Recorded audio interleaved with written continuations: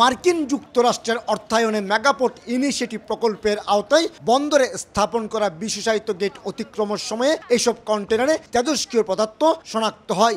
সবশেষ 6 August Brazil থেকে আসা লোহার স্ক্র্যাপ বোঝাই একটি কন্টেনারে 2.16 মাত্রার CS-137 এবং TS-232 তেজস্ক্রিয় শনাক্ত হয়েছে। গত 5 বছরের পরীক্ষায় লোহার স্ক্র্যাপ, সিরামিকের কাঁচামাল এবং জিঙ্ক ওয়েস্ট বোঝাই 13টি কন্টেনারে এ ধরনের তেজস্ক্রিয় পদার্থ শনাক্ত করেছে পরমাণু শক্তি কমিশন। তেজস্ক্রিয় বস্তুগুলোর মালিকানা কার, আমদানিকারক রপ্তানিকারক ওনাদের, নাকি কাস্টমস, নাকি বন্দর, নাকি এই যে বাংলাদেশ পরমাণু শক্তি কমিশন, বন্দর এবং কাস্টমস, এই তিনজনের ভিতরে আসলে কোনো সমঝোতা চুক্তি বা কোনো কিছু না থাকাতে এটা আসলে বলা যায় যে সিদ্ধান্তহীনতাই একটা বিষয় আছে, যে এটা কে করবে বা কার মালিকানায় থাকবে, কার তত্ত্বাবধানে থাকবে। বিগত 2014 সালে সর্বপ্রথম চট্টগ্রাম বন্দরে স্ক্র্যাপ নিয়ে আসা কন্টেনারে তেজস্ক্রিয় পদার্থ শনাক্ত হয়। এরপর থেকে প্রতি বছরে 3 থেকে 4টি পদার্থ শনাক্ত হলো। তেজস্ক্রিয়তার মাত্রা সহনীয় হলে তেমন কোনো পদক্ষেপ নেওয়া হয় না। শুধুমাত্র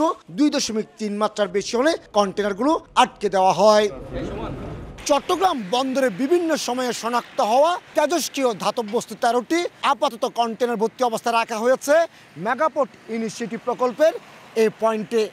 এক্ষেত্রে বন্দর কর্মকর্তারা বলছেন এই তেজস্ক্রিয় বস্তুগুলো যত দ্রুত সম্ভব অপসারণ করা হবে, তত দ্রুত ঝুঁকিমুক্ত হবে চট্টগ্রাম বন্দর।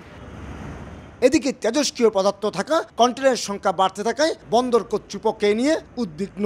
বিশেষ করে এসব কন্টেনার দ্রুত নিষ্পত্তির জন্য চট্টগ্রাম কাস্টম হাউজের কাছে একাধিকবার চিঠিও দিয়েছে।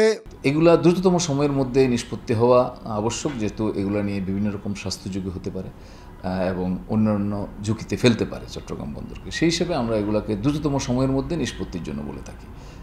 আমরা কাস্টমসকে এখনও অনুরোধ জানাচ্ছি যেন এগুলা দ্রুততম সময়ের মধ্যেই এগুলো নিষ্পত্তি করা হয়। অন্য পণ্যের সঙ্গে আসা তেজস্ক্রিয় পদার্থ রপ্তানিকারক দেশে ফেরত পাঠানোর নিয়ম থাকলেও যেমন তা কার্যকর হচ্ছে না, তেমনি পরমাণু শক্তি কমিশনের সঙ্গে বন্দর কিংবা কাস্টমসের চুক্তি না থাকায় সেগুলো অপসারণে সৃষ্টি হয়েছে দীর্ঘসূত্রিতা। এক্ষেত্রে পরমাণু শক্তি কমিশনের ছাড়পত্র নিয়ে পণ্য বোঝাই এসব কন্টেনার নিলামে তোলার পরিকল্পনা নিয়েছে চট্টগ্রাম কাস্টম হাউস। কাস্টমস আইন অনুযায়ী আমরা এটাকে ইনভেন্টরি সম্পন্ন করেছি এবং খুব দ্রুতই নিলামে তুলব বলে আশা করছি।